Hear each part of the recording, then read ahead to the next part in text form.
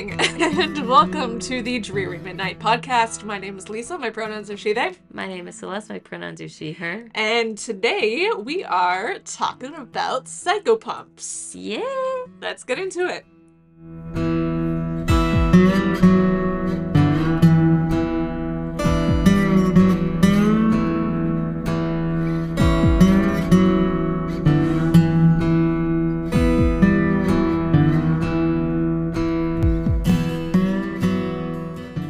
We recorded this episode originally in an original iteration back in like July or August. Yeah. Or July, because Celeste was going to be out in August, and we were like... It's supposed to be one of our cues. Yeah. So we like record a whole bunch so we don't have to worry about things in August while we're on vacation, right? I started to queue up this episode to record it or edit it, and all the audio was completely shot. Yeah. I think I understand now what had happened, but that... It was unusable, basically. I couldn't do it. So we are doing this properly a second time around, with hopefully usable audio, because if not, we're gonna be fucked. If not, then it's just a cursed topic, I guess. So we can't talk about Psychopomps, I guess. The Ghost Story guys can't talk about the Fair Folk, and we cannot talk about Psychopomps, apparently, if this keeps up. But do you, Celeste, harkening back to July, Yes. Do you know what a psychopomp is? A psychopomp, which I did not know in July, but then you explained to me, is basically like the person or spirit or guide that takes the soul from the realm of the living to the realm of the dead. Yes. Okay. Yes, that is basically the Merriam-Webster definition of it, as a conductor of souls to the afterworld. In mythology and folklore that I've seen, there seem to be two overarching categories. One is death and one is the spirit realm. So the death sub-definition has two sort of sub-definitions under that. So one is like a Grim Reaper, and one is like someone who gets you to the other place. So like the Grim Reaper shows up when your soul is about to depart from your body, and the Hermes, Valkyries, people like that, and then sometimes get you all the way to the other place, sometimes gets you to the river to get you to the other place. Okay. These are entities which can exist in that liminal space between life and death, or can have an impact on both. For example, Hermes is also a trickster, so he can like affect other things. And there's another pair called the Haibai Wushang, which are in Chinese folklore, and they have about a few stories about wreaking havoc to bring balance to somebody's living situation. But as a result of someone dying or almost dying, they do some shenanigans to bring out the grand total balance. And then the sort of other... Interesting, because that's kind of seeing death as a means to a bigger end. Yes and no. Okay. Well, I mean, we'll get into it with them in particular, but like, yeah, we'll get into it with them in particular. Definition 1B, so death part 2, is someone who just gets you to the other place. So like, that's Charon or Anubis, and this entity almost exclusively exists in the other place or in the means of getting you there. Like, to my knowledge, there's no stories of Charon coming to like mess somebody's husband up because the husband caused their death or anything. Yeah. Or because they didn't pay the toll. Like, you get to the afterlife kind of on your own. Like, you die on your own, but then they are there to transport your spirit to the afterlife. Yes. And if you don't pay the toll, you're just stuck on the banks. Charon's not going to come after you if you don't pay the toll. Yeah. Whereas with the Grim Reaper, it's more like he's there until you die. Yeah. Or like right about that point of death. And with 1B, someone who gets you to the other place, usually involved with burial practices as well. So there's a common burial practice to put a drachma under somebody's tongue when they're buried, so then when their soul separates, they can pay the toll. Got it. And similar with like Anubis, you're buried with a... Alright, well, maybe we are cursed by the Psychopomps because... Halfway through Lisa's sentence, they're talking about the coin, and then And you're it's like, like, oh, surprise! We can't. audio device has Yeah. been removed. Yes. So point being, Charon is not going to screw you over because you didn't pay the toll. People are buried with coins or boats or whatever means of getting to somebody like Charon or Anubis or Yama for like Hindu Yeah. stuff. Usually you're buried with that first step. To Yeah. kind of get you there. Yes. So there's Mostly civilizations. psychopumps Got talk it. are to do with death. There is another Mostly. there is apparently another subcategory, and I didn't look into this a whole ton this time around. I vaguely remember looking it up in July and could not find any of my sources, so maybe we really are cursed. But there's another category where there's some beliefs where like you're sick because your soul has become detached or something's gotten attached to like your something in Mhm. attached to you in your spirit realm, something like that, or like some sort of soul guiding situation. Either way, a shaman or some cultural equivalent has to go into the spirit realm, get that thing off you, get your soul back to your body, that kind of situation. We're mostly focusing on the death thing today, Okay. but Okay. Yeah, no, I that could makes I do sense. kind of want to do like the spirit realm psychopomp. Do you think they still have those? I'm sure there's some cultures where that's a thing. So, If you know a culture where that's still a thing, let us let us know. know. TrueMidnightPodcast@gmail.com. Hit us up. All right. Hai Bai Wushang, or this article calls them Chinese underworld reapers. Ooh. Because again, they're in that Grim Reaper category, Uh-huh. right? And so here is a photo of, Those look very much like yokai type. yeah, Yeah. similar region of the world. Yokai are Japanese and these are Yeah. Chinese. That they Yeah. I'm thinking they're reminiscent of Yeah. spiritual, like they look a little creepy. Yeah. Um, Is that a really long tongue coming out from yep. him? Yep. Okay. They're literally called the Black Guard and the White Guard of the underworld, and they appear on the deathbed of the recently deceased to guide their souls to the realm of the dead. Not want that on my deathbed.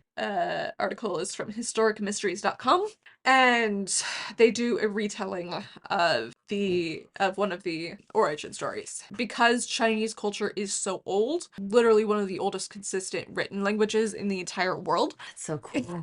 But because it's so old and we have so many potential records of it, there's like a lot of, like many things, there's a ton of split points. They do one of the origin stories, and so this is one of them. Okay. From, again, historicmysteries.com. The following is just one version of the legend of the Chinese Grim Reapers. Long ago, in ancient China, two constables, Ji Bian and Fan Wuzhu, have not studied any Asian languages, so I hope I pronounced that right. Sounds about right. So they were For me, who also has not studied any Asian languages. All right. So they were tasked with escorting a prisoner from one city to another. Okay. Halfway through the journey, the prisoner managed to escape into the vast Chinese wilderness, catching both guards by surprise as he leaped into the forest.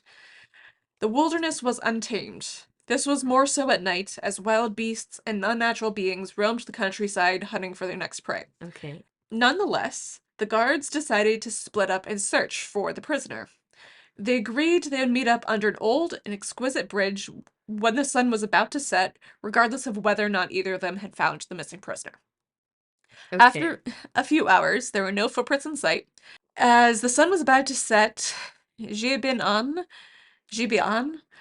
decided it was best for him to arrive earlier. Waiting underneath the old bridge as he had promised, the constable stayed alert in case he saw the missing prisoner or needed to ward off wild animals or evil spirits. However, torrential rain started to pour down. Fan Wuzhu, who was just nearby, quickly made a detour due to heavy mudslides and flooding. Eventually, Fan staggered across the heavy weather into the underbelly of the old bridge, so the meeting point. Okay. But when he reached the edge of the bridge, he was aghast to see his friend's body floating downstream. The bridge had flooded, and the friend had been caught in between the sturdy old bridge and violet water. No. Devastated, the first guard hung himself right at the edge of the bridge where he was standing. Ooh. The Jade Emperor, a supreme god who saw their act of loyalty towards each other, and is Mhm. also in some myth, like head of the afterlife, decided that he would reward them by reincarnating them as generals of the underworld, a place Chinese called Diu. This is how the famous spirits known as Haibai Wushang came to be.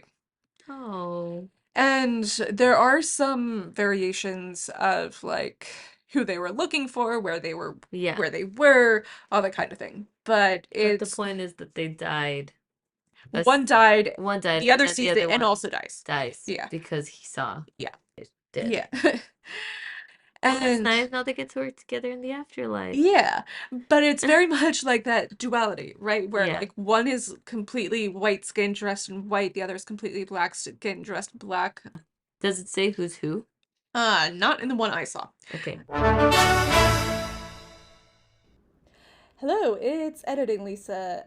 Just wanted to pop in to say the white guard is Ji Bian and the black guard is Fan Wuju. Again, I have not studied any version of Chinese, so I'm very sorry if I mispronounced those, but just wanted to clarify this. Okay, bye. And we're just on Wikipedia here, but there's a lot of different potential photos for Ooh, different of their statues they all look pretty different from each other. Well, I'll put them on on the Instagram. Instagram. Yeah. And so the story I alluded to earlier about them messing things up in regular life, this one was from Wikipedia, cited to a source that is completely in some Chinese dialect. Oh, And as alluded to, I don't know any iteration of Chinese.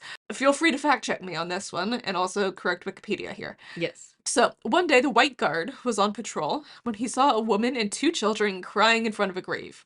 He asked what happened. The woman was the daughter of a wealthy merchant who owned 4 shops. She was born with smallpox, Oh, which affected her physical appearance. okay. Her mother died in depression after feeling guilty for what had happened to her daughter. No. The merchant had a cunning servant who knew that no man would want to marry his master's daughter because of her appearance. Oh, The servant considered that if he married her, he would inherit his master's wealth when his master died, so he pretended to like the daughter and eventually married her. She had 2 children with him. The servant revealed his true colors later. He neglected the family, treated them with contempt, spent his time indulging in sensual pleasures. I think that's supposed to mean he was cheating on her. yeah. The merchant regretted his decision to marry his daughter to the servant and died in frustration. What a way to go. That's sad. So the white guard felt angry after hearing the story and decided to help the woman. When she returned home, she met a man who wanted to collect a gambling debt owed by her husband. After she paid him, he saw that she was alone and tried to molest her, but she shoved him away and locked herself inside her room. She then cried over her plight and tried to hang herself. No. Just then, the door opened and the white guard came in with her children. She saw the guard's friendly appearance and felt no fear.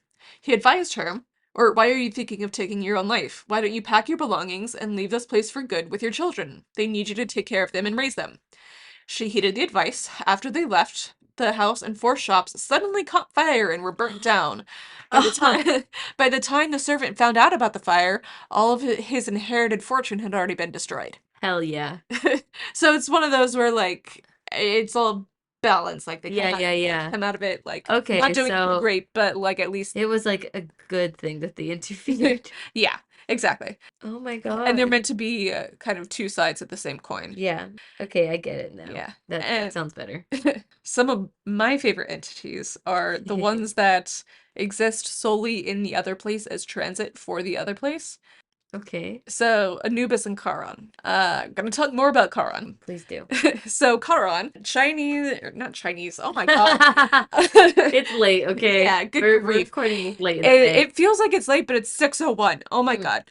But Charon is the Greek ferryman to the afterlife. And I know that guy.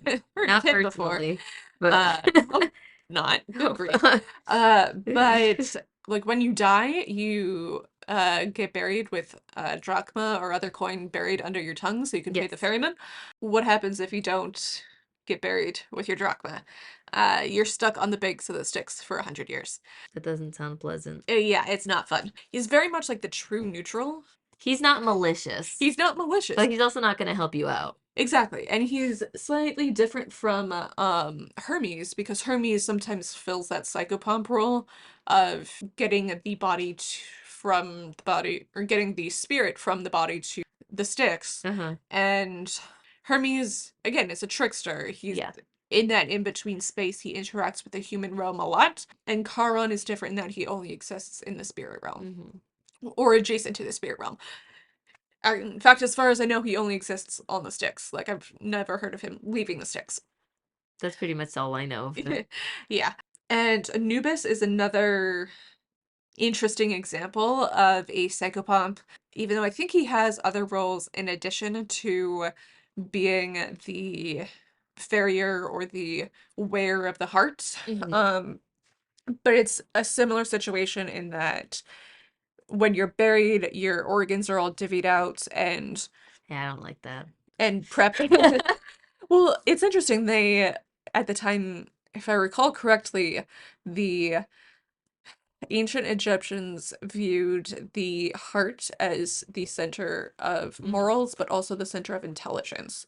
And so everyone is buried with the heart still in the, um, like They preserved thought in the chest. they thought it was like the most important organ, Yes. right? Yeah.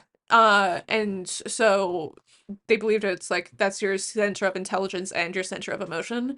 And so that's also why they're like kind of just setting the brain out to one side. Yeah. Like, you don't need that shit. Little But bit, yeah, yeah. little did we know. Yeah. Turns out, slightly around. But but again, it's similar, like all of the organs are taken out to be preserved, but then the heart goes back in because that's Yeah. when you're gonna need on your person Yeah. as you're going through to the afterlife. Prepping them for the afterlife. Exactly. And we could do an entire episode on like the Book of the Dead and what the procedure for that is like. There's one other from Kalevala myth, which is the Kalevala is a 19th century epic poem which covers a lot of the Finnish myth and of creation and so on. Ooh, how fun. And it does a lot of writing about the relationships with death and ritual, but there's not a ton of discussion. Outside of the Kalevala, there's not a ton of discussion about death ritual. And what is this like a It is pantheon that we know about? So the Kalevala seems to be one of the only records of the Finnish pantheon and rituals. At Editing Lisa, if you can find a correction to that, insert it here. Otherwise. But otherwise, yeah, it's meant to be. The Kalevala is sort of writing down an epic poem of the main bits. So Tuoni is the god and the personification of death. And then Tuonela is the land of the dead. You have to cross a river to get there. Descriptions of it vary, and customs surrounding burial practices vary too, but it does still have that get buried with certain things that will help you to get to Onella. And real quick, yeah. Isn't it funny how so many of these afterlife stories involve a river? Like I get it with I noticed Egypt that. because the Nile was like their thing. Mm. But in the Greek, not that Greece doesn't have rivers, but they have the sea, Yeah. the Mediterranean So why Sea, not right? Exactly. why not cross the Great White Sea or something? Exactly. And Yeah. then this also has Yeah. rivers. So I wonder if there's Yeah. something about rivers that just I wonder what we have. The Dictionary of Classical Mythology right here. ooh. Because I have a theory and I want to see if it's Styx is a river in the underworld. In Theogony, Styx was the oldest children of Oceanus and Tethys, but Hyginus mentioned her as one of the children of Nyx and Erebus. Styx was the name of a spring in Arcadia which emerged from a rock above ground, then disappeared underground again. Oh. Its water was poisonous for humans and cattle and could break iron, metal, and pottery, though a horse's hoof was unharmed by it. Alexander the Great was supposedly poisoned by water from the spring. The water of the Styx was usually said to possess magical properties. It was in this river that Thetis dipped Achilles in order to make him invulnerable. Above all, the water of the Styx was used by the gods for pronouncing oaths. If the god subsequently perjured himself, he became unable to breathe for an entire year and could not drink neither ambrosia nor nectar. At the end of a year, another test was forced onto him. For 9 years, he took no part in the deliberations or feasts of the gods. He resumed his privileges only in the 10th year. Styx was a branch of the Oceanus. In Virgil's description of the Styx, it meanders around the kingdom of Hades 9 times, completely surrounding it.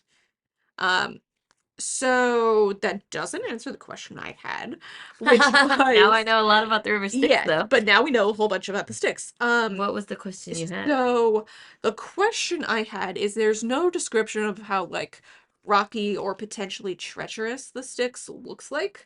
Well, I'm thinking if it's basically a spring that goes underground Yeah, and it's poisonous and it's dangerous to humans, I could understand why they would think this is the Death River.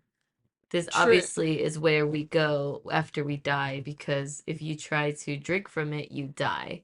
true. Like, I could see how that got telephoned into Yeah, this mythology, which honestly, that's a pretty dope way to explain a toxic river that yeah, you can't understand why it's yeah. toxic.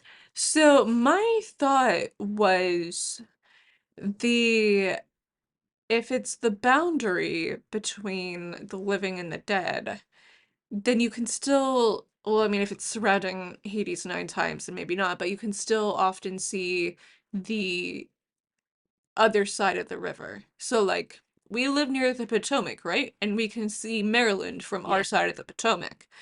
We can't necessarily see what's happening in Maryland on our side of the Potomac, but you but can still see it. yeah. I wonder how much of it is because another thing that I was thinking of when I was like, why rivers instead of oceans or lakes Mm, is often you don't necessarily just cross a river, you go down the river yeah. or up the river, Yeah. whatever.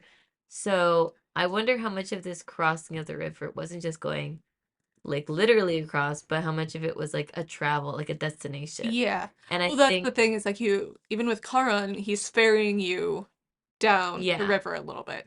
And then because I feel like a lot of civilizations were around rivers, Mm. so you go from point A to point B that way, but you don't necessarily go out into the ocean and you're like, okay, here's Yeah. our destination up Yeah. ahead. Yeah. You kind That's of true. like that's more of a free for all thing. Yeah. So I'm thinking maybe that's Maybe. as far as Yeah. transportation goes, that's just that's like if this was made in modern days, we'd probably be like, I'm sure that there is like media that's like, oh, the death drives a car around that Yeah. he Or takes you even in, or like like a horse and buggy. yeah, or even like we were watching Sleepy Hollow and Mm, Death is the white horse, which is also a really big thing in like Irish mythology is the white horse yeah. is Death. So And maybe it was just a transportation thing and we're looking too maybe. much into Who it. knows? Weigh in with your thoughts at Dreary Midnight Podcast at gmail.com. So I have one more, if the page is going to load. I have way too many tabs open for this. Let's count them, shall we? Well, no, stop taking tabs away. We're gonna All count your right, shame. but And all right. 19 because you deleted one. This last one is slightly uplifting. It's kind of psychopomp adjacent. Okay. It's a little bit of a protector. So these are called Jizo statues. Again, I hope I'm pronouncing that right. They're Japanese. And this is from okujapan.com. Jesus statues. And Japanese Jizo statues, ancient protectors of the trail. Ooh. While walking in Japan, you'll likely spot small stone statues shaped like children or depictions of Buddha. While they may seem like mischievous forest sprites, moss-covered and popping up from between trees at most unusual locations, their real identity tells a different story. Again, they're called Jizo, and they're made in the image of Jizo Bosatsu, guardian deity of children and travelers. God. They're also known as the Earth Bearer. So Jizo statues are made out of stone, which is said to have a spiritual power for protection and longevity that predates Buddhist beliefs. Oh my God. And part of the point, so like there's That's a fun. yeah, but there's like a little Jizo in like the trunk of a tree Heck somewhere. yeah. And It's a it's all like small. yeah, and it's all like moss covered, but that's part of the point is that it's patient and all there, kind of a guide stone. And these are also psychopomps. So they're adjacent to Psychopomps. So, where there is a Jiso, you may also find a small tower of stones nearby. Another purpose of the Jiso is to protect the spirits of children who have passed away. Oh. It is said that when a child dies before their parents do, they are not able to cross the river to the afterlife, and so their days are spent making towers of stones to help them gain a merit for their parents in their own afterlife. However, mean-spirited yokai knock down the stone towers each day, so the children Dicks. begin their task anew. And as an act of kindness, travelers build. Why are the yokai sisyphifying the children? Like, you know how Sisyphus, yeah. did the freaking so rock up and then had to redo it every day? But so I mean they're literally the trickster demon I type know, stuff. but they're babies. Be nice to them. Yeah, but if you're on the evil axis, you don't care. Like, good grief. I would love to play D&D with you and have you play an evil I don't character. wanna. But it would be fun. Yeah, it would. Anyway. So as an act of kindness, travelers build stone towers in front of Jiso to reduce their workload, and you can find an interesting one that is translated as Children's Limbo, where along the Kamano Kodo, where thousands of stones have been piled up in front of it. The combined effort of hundreds of travelers over the years. That's so sweet. Yeah. And it's also a form of protection. Once the stone towers are destroyed, the yokai are free to hunt the children, and this is when Jisobu Satsu hides the children beneath his clothing. He becomes their caretaker in place of their parents. Oh my god. Yeah. That's very sweet. And like the little red one that we saw earlier, people give them little hats and stuff and feel better. I like people. Yeah. So those are little. So it's not quite a psychopomp, but it's sort of psychopomp adjacent. Yeah. Yeah. It's funny though that you said they're little statues and they're for traveling because did you say Hermes was a psychopomp? That's true. They have Herms, or they had Herms. Yeah. Which were those, weren't they like the little traveling, the statues of Hermes, or that were kind of, first of all. Okay. So basically Herms were meant for travelers, and it was like a place for, not a place, but it was like a marker on a road, right? Also, be warned, they all have penises. Listen, I watched an overly sarcastic production video about Hermes, and she mentioned Herms, and that's where I'm getting my information from. But anyway, I just thought that was fun because like the idea of like a little statue that was there to help you and protect you as you're traveling. But yeah, no, and I think is it's a nice concept. Yeah, I like that as well, and I think that we could do also an episode on like traveler rituals in general. Anyway, so essentially what I was meant to be was just a marker on a traveler that like it was like a protection thing. Yeah. All right. So anyway, that's what we have for Psychopomps. Hopefully this one does not crash this time. If it does not crash, then we'll do a part 2 about the spirit guide one. Oh my god. Or we could even do, I know you've done Women in White before. Yeah. We could also do Woman in White part 2. Yeah, we could do like deep dives into or like, even like the crossroads, because there's a voodoo one where he meets you at the crossroads. So crossroads could be a whole thing on Crossroads. Shoot us an email to say, tell us which one you want to hear first. drearymidnightpodcast@gmail.com. Death omens, etc. Yeah, so on and so on. And if you want to support the show, best way to do that, aside from like, share, comment, all of that, write us a review, 5 stars, give us your sparkling water review. Even if you have nothing else to say about us, we had mango lime from Wegmans today. Yep. And that's what we should do. We should do a sparkling water review every. Yeah. If we ever get merch, we should just do your sparkling water reviews. We do it every single time we record. But and if you want to be a sparkling water enabler, patreon.com/drearymidnight. If you want to follow us on socials, best way to do that is on Instagram at Dreary Midnight Pod. And with all that said, make sure that you have a coin to give to the ferryman. yes, and that your heart is wrapped up properly. And also Literally, and also travel safe. Take out and like literal safe travels home. the episode to To say say safe travels home on this dreary midnight. Good night. Good night.